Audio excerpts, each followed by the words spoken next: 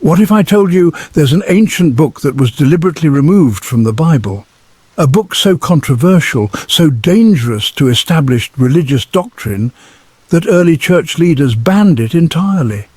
A book that reveals the true story of fallen angels, giants walking the earth, and forbidden knowledge that shaped humanity's destiny forever. The forbidden Book of Enoch. The text they don't want you to know about. The Book of Enoch isn't just another religious text. It's a controversial document that was once considered sacred scripture by early Christians and Jews, but was mysteriously excluded from the biblical canon. Why? What secrets does it contain that made religious authorities so uncomfortable? Let's start with the man himself. Enoch appears briefly in Genesis, where we're told something extraordinary. Enoch walked with God, then he was no more because God took him away. Unlike every other human in early biblical history, Enoch didn't die. He was taken directly to heaven while still alive, making him one of only 2 people in the Bible to achieve this, the other being Elijah. The Book of Enoch is ancient. We're talking about texts dating back to around 300 to 100 BCE. That makes it older than many books that did make it into the Bible. But here's where it gets interesting. While early church fathers highly valued the Book of Enoch, they never referred to it as scripture. And by the 5th century, the Book of Enoch was mostly excluded from Christian biblical canons.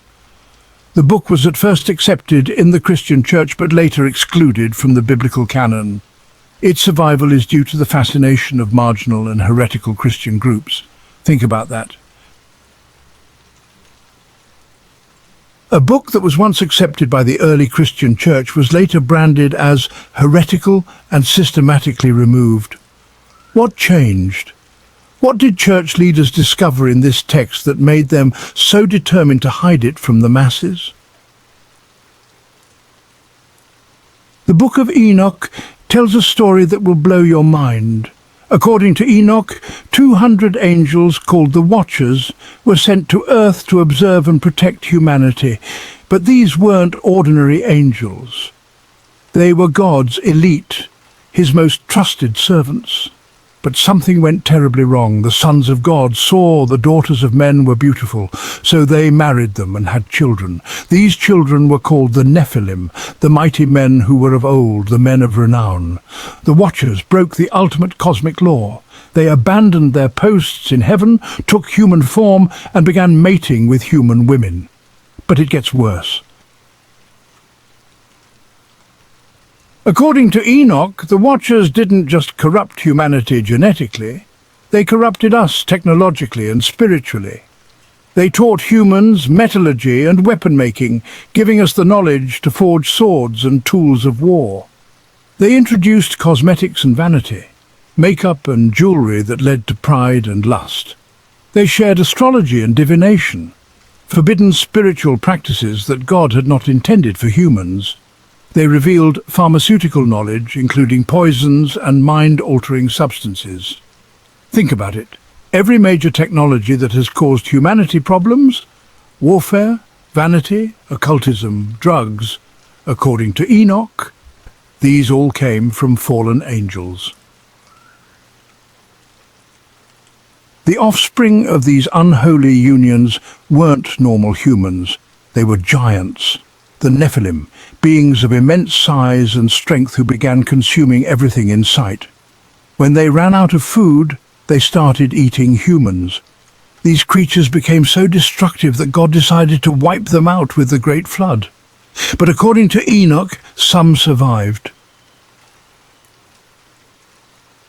Now we get to the million-dollar question: why would church leaders want to suppress this book? The text contained discrepancies and contradicting ideas when compared to other canonical scripture. But that's the official reason. Let's think about the real reasons. The Book of Enoch suggests that much of human knowledge and technology didn't come from God's plan, but from rebellious angels. This kind of undermines the idea that human progress is divinely guided. While the Bible gives us glimpses of angels and demons, Enoch provides a detailed roadmap of the heavenly hierarchy, the names of specific fallen angels, and explicit descriptions of spiritual warfare. Church leaders may have felt this was just too much dangerous knowledge for ordinary believers.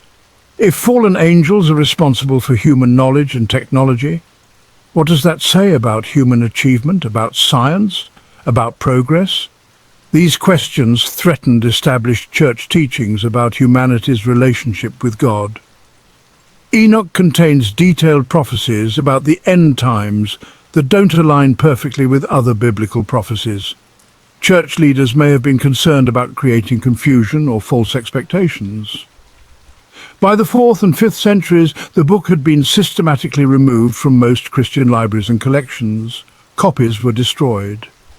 Possession of the text was discouraged or even forbidden in some regions. But here's what's fascinating. The book survived. It is now regarded as scripture only by the Ethiopian Orthodox Tewahedo Church, which has preserved it in its entirety. While the rest of the Christian world buried this text, the Ethiopian Orthodox Church not only preserved it, but considers it canonical scripture to this day. They have 81 books in their Bible compared to our 66, and Enoch is one of them. In 1947, everything changed. The discovery of the Dead Sea Scrolls included multiple copies and fragments of the Book of Enoch, proving its ancient authenticity and widespread acceptance in Jewish communities. Suddenly, scholars could no longer dismiss this text as a medieval fabrication. The evidence was clear. This was an ancient, legitimate Jewish text that had been deliberately suppressed. Today, you can read the Book of Enoch online or buy copies in any bookstore. It's no longer forbidden in the literal sense, but most Christians have never heard of it. Most pastors never teach from it. Most Bible studies skip right over it. The question is, why? The Book of Enoch raises uncomfortable questions that religious institutions still struggle with. Are we alone? If there are fallen angels masquerading as humans or influencing human affairs, what does that mean for our understanding of reality? Where did our knowledge come from? If major human technologies came from fallen angels, are we building on a corrupted foundation? What's really happening in the spiritual realm? Enoch provides detailed descriptions of spiritual warfare that most modern Christians never hear about. Are there still giants among us?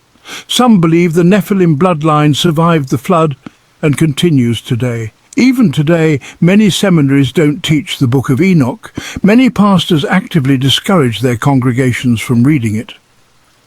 Why? Is it because the book contains errors, or because it contains truths that challenge comfortable religious assumptions? I'm not here to tell you what to believe about the Book of Enoch, but I am here to tell you that it exists. It's ancient. It was once widely accepted, and it contains some of the most fascinating and controversial content you'll ever encounter. The fact that this text was systematically removed from the biblical canon should make us ask important questions. What else has been hidden? Who decides what spiritual truth we're allowed to access? Why are religious authorities still uncomfortable with this ancient text? If this video has sparked your curiosity, I encourage you to read the Book of Enoch for yourself. Compare it with biblical accounts of the Nephilim in Genesis 6. Research the Dead Sea Scrolls discoveries and form your own conclusions. Remember, truth doesn't fear investigation. If something is real, it can withstand scrutiny. But what do you think? Have you read the Book of Enoch? Do you think it was rightfully excluded from the Bible, or is there something more sinister at play? Let me know in the comments below, and don't forget to subscribe for more biblical mysteries that challenge everything you thought you knew.